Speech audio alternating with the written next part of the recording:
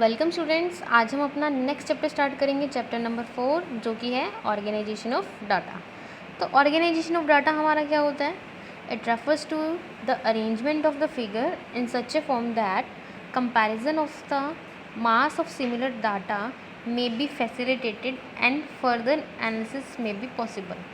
ये क्या होता है? इसमें हम जो भी हमने डाटा को इकट्ठा किया है, अभी तक हमने पढ़ा ना कि हम डाटा को कलेक्ट करते हैं सेंसस मेथड से, सैम्पलिंग मेथड से, जितने भी मेथड्स हमने पढ़े अभी तक, ठीक है। तो जब हमने डाटा को कलेक्ट कर लिया, क्या उससे हम कुछ मीनिंगफुल रिजल्ट निकाल सकते हैं? नहीं निकाल सकते, ना ही हमें वो समझ आएगा, ठीक है। तो हमारे लिए ज़रूरी है कि जो हमने डाटा को कलेक्ट किया है उसको हम क्या करें? ऑर्गेनाइज करें। ऑर्गेनाइज करने का मतलब क्या है कि उसको इस तरीके से क्या करें? अरेंज करें ताकि वो हमें एक मीनिंगफुल रिज़ल्ट निकाल के दे, ठीक है। इसके लिए फिर हम क्या करते हैं? जो अरेंजमेंट करते हैं, अरेंजमेंट करना मतलब इस सीक्वेंस में उनको सेट करते हैं ताकि उनको हम क्या कर सकें? कंपैरिजन भी निकाल सकें, उनकी एनालिसिस भी कर सकें, ठीक है। मतलब पूरा का पूरा रिजल्ट निकाल सकें। उसी को हम क्या बोलते हैं? Organisation of data. कि जो डाटा हमने कलेक्ट किया है उसको ऑर्गेनाइज करना, मतलब इकट्ठा इस तरीके से करना ताकि आप उसको रिजल्ट निकाल सको। तो ऑर्गेनाइज्ड करने का बेस्ट मेथड हमारे लिए क्या होगा? क्लासिफिकेशन ऑफ डाटा, ठीक है। बेस्ट मेथड क्या रहेगा? Classification of data. कि क्लासिफिकेशन ऑफ की मेथड से हम क्या कर सकते हैं? डाटा को ऑर्गेनाइज्ड कर सकते हैं। तो अब हमने वर्ड पढ़ा क्लासिफिकेशन ऑफ डाटा। तो क्लासिफिकेशन ऑफ डाटा होता क्या है? क्लासिफिकेशन ऑफ डाटा क्या होती है? एक प्रोसेस होती है जिसके अंदर हम रो डाटा को, रो डाटा मतलब वो डाटा जो हम कलेक्ट करते हैं, मतलब फर्स्टली हम चुपचाप हम जो डाटा कलेक्ट करते हैं, मतलब स्टार्टिंग में हमने जो डाटा कलेक्ट किया वही हमारा क्या है? रॉ डाटा है। रो डाटा को हम क्या करते हैं? स्टैटिकल सीरीज़ में हम क्या कर लेते हैं? कन्वर्ट कर लेते हैं। स्टैटिकल सीरीज़, रॉ डाटा और स्टैटिकल सीरीज़ के बारे में वैसे हम आगे एक्सप्लेनेशन में पढ़ेंगे।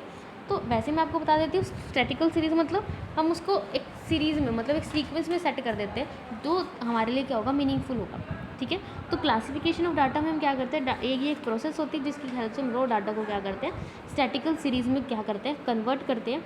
और इस तरीके से कन्वर्ट करते हैं ताकि हम क्या कर सकें? एक मीनिंगफुल कंक्लूजन उसमें से निकाल सकें, रिजल्ट को फाइंड आउट कर सकें। उसको हम क्या बोलते हैं? क्लासिफिकेशन ऑफ डाटा बोलते हैं, ठीक है। फॉर एग्जांपल हमने क्या किया? 200 फैमिलीज़ का डाटा इकट्ठा किया, ठीक है। अब सबने मिक्स डाटा इकट्ठा करके दिया है, तो हम क्या करेंगे? उनको अलग अलग बेसिस पे, जो फैमिली है उन्होंने डाटा दिया है, हम उनको क्या कर सकते हैं? इनकम के बेसिस पे, एजुकेशन के बेसिस पे, रिलीजन के बेसिस पे हमको क्या कर सकते हैं? डाटा को इकट्ठा कर सकते हैं, उनको अलग अलग क्लासीफाई कर सकते हैं। उसको हम क्या बोलते हैं? क्लासिफिकेशन ऑफ डाटा बोलते हैं। नेक्स्ट हमारा क्या आ जाएगा? Objectives of classification. कि जो हमारी क्लासिफिकेशन है उसके ऑब्जेक्टिव क्या रहेंगे? इट मीन्स हम क्लासिफिकेशन करते क्यों, किस उद्देश्य से हम काम करते हैं। फर्स्ट हमारा क्या आता है?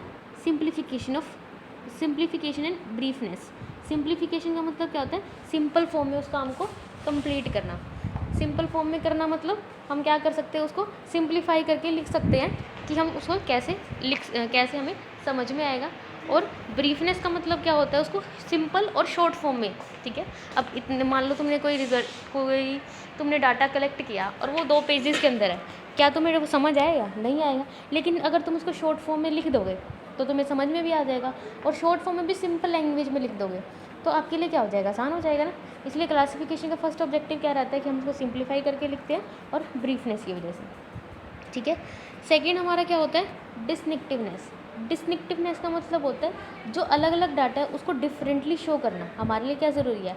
कि मान लो हमने रिलीजन के पर्पज़ से दिखा, एजुकेशन से पर्पज़ से, अलग अलग हमने डिफरेंट बेसिस पर डाटा को कलेक्ट किया ना, ताकि वो हमारे समझ में भी आए। थर्ड आता है हमारा साइंटिफिक अरेंजमेंट। साइंटिफिक अरेंजमेंट का मतलब होता है कि डाटा को हम क्या करते हैं? इस तरीके साइंटिफिकली अरेंज करने की कोशिश करते हैं ताकि हमारा रिजल्ट क्या आ सके? अच्छे आ सके, हम उसमें कॉजेज़ और इफेक्ट का रिलेशन देख सके, और जो हमारा इन्वेस्टिगेशन का पर्पस है वो कंप्लीट हो सके। उसके बाद हमारा फोर्थ आता है अट्रैक्टिव एंड इफेक्टिव। ताकि जो हमने डाटा कलेक्ट किया वो क्या लगे? अट्रैक्टिव लगे और इफेक्टिव लगे, मतलब देखने में भी अच्छा लगे कि हमने डाटा को कलेक्ट किया है, उसका ये रिजल्ट निकाला है, तो अट्रैक्टिव भी हो और इफेक्टिव भी हो। उसके बाद हमारा नेक्स्ट पॉइंट आता है characteristics of a good classification. कि जब हम डाटा को क्लासीफाई करते हैं तो उसकी करेक्टरिस्टिक्स क्या होनी चाहिए? तो फर्स्ट क्या होनी चाहिए हमारी? कॉम्प्रिहेंसिवनेस। कॉम्प्रिहेंसिवनेस का मतलब क्या होता है? कि हर डाटा को, मतलब each and every item of the data gets into some group or class. हमारा जो जब भी हम डाटा को क्लासीफाई करेंगे तो हमारे लिए क्या ज़रूर उसके अंदर क्या क्या फीचर्स होने चाहिए। फर्स्ट फीचर यही है कि हर डाटा मतलब जो भी हमने डाटा कलेक्ट किया है वो हर ग्रुप से बिलोंग करना चाहिए, हर क्लास से बिलोंग करना चाहिए, ठीक है, ताकि हम एक मीनिंगफुल रिजल्ट निकाल सकें। उसके बाद थर्ड आता है हमारा सेकंड आता है हमारा क्लैरिटी।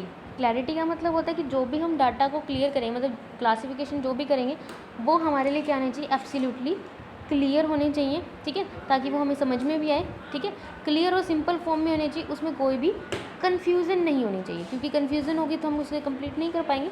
कोई भी कन्फ्यूज़न नहीं होनी चाहिए, हम उसे आराम से क्या कर सकते हैं, डाटा को प्लेस कर सकते हैं। उसके बाद थर्ड आती है हमारी होमोजेनिटी। होमोजेनिटी का मतलब होता है सिंपल टू ईच अदर, मतलब सिमिलर टू ईच अदर, मतलब होमोजीनियस को हिंदी में क्या कहते हैं, समरूप, मतलब एक दूसरे से रिलेटेड होना, सेम होना। मतलब हम अगर एजुकेशन से रिलेटेड डाटा इकट्ठा कर रहे हैं तो हमारी मान लो 200 फैमिलीज थी तो सबसे एजुकेशन से रिलेटेड इन्फॉर्मेशन लेंगे। अगर इनकम का ग्रुप बना रहे हैं तो सबकी इनकम को इसके अंदर डालेंगे। तो हमारे क्लासिफिकेशन क्या होनी चाहिए, सिमिलर टू ईच अदर होनी चाहिए, होमोजीनियस नेचर की होनी चाहिए। ओके, उसके बाद हमारा फोर्थ पॉइंट आता है सूटेबिलिटी। सूटेबिलिटी का मतलब क्या होता है, composition of the class must suit the objective of the inquiry. मतलब देखो सूटेबिलिटी मतलब सूट करना, मतलब जो हमने क्लासिफिकेशन बनाई है, जो हमने डाटा को क्लासीफाई किया है वो हमारी किससे रिलेटेड होनी चाहिए, इंक्वायरी से। इंक्वायरी मतलब जो हम फाइंड आउट करना चाहते हैं, जो हम रिज़ल्ट निकालना चाहते हैं उससे रिलेटेड होने चाहिए, क्योंकि इससे रिलेटेड नहीं होगी तो हमें इतनी मेहनत करने का, हमने जो डाटा को कलेक्ट किया, क्लासीफाई किया, तो हमारे लिए क्या जाएगा, वेस्ट हो जाएगा। इसलिए हमारे लिए ज़रूरी है कि हम क्या करें, हमारी इंक्वायरी से रिलेटेड क्लासिफिकेशन करें। उसके बाद फिफ्थ आती है हमारी स्टेबिलिटी। स्टेबिलिटी का मतलब क्या था, स्टेबल है ना, बार बार चेंज ना करना। अगर एक ही डाटा को तुम बार बार चेंज करते रहोगे तो कभी रिजल्ट निकाल ही नहीं पाओगे, आपके लिए लॉन्ग टाइम लग जाएगा, ठीक है, बेनिफिशियल भी नहीं होगा। तो इसलिए ज़रूरी है कि आपका क्या होना चाहिए, स्टेबल होना चाहिए। उसके बाद हमारा सिक्स्थ एंड लास्ट पॉइंट आता है इलास्टिक। इलास्टिक का मतलब होता है जिसके अंदर हम कुछ चेंज कर सकते हैं, मतलब पूरा का पूरा चेंज नहीं, कुछ एक चेंज, मतलब जैसे ही हमारी स्टडी का ऑब्जेक्टिव चेंज होगा वैसे ही हमारी क्लासिफिकेशन भी चेंज हो जाएगी। देखो स्टेबिलिटी और इलास्टिक में आप सोच सकते हो कि सेम है। अगर स्टडी का ऑब्जेक्टिव चेंज हो जाएगा तो क्लासिफिकेशन आप लोग चेंज कर सकते हो, लेकिन आपकी जो स्टेबिलिटी थी, मतलब अगर आपका ऑब्जेक्टिव सेम है तो आपको उसमें चेंज नहीं करना, लेकिन अगर आपका ऑब्जेक्टिव चेंज हो जाता है तो आपके लिए आप उसका जो आपकी क्लासिफिकेशन है उसका स्कोप भी चेंज कर सकते हो, ठीक है। आपको समझ में आया, आप इसको पूरे को रीड करो, उसके बाद हम नेक्स्ट पढ़ेंगे, ठीक है।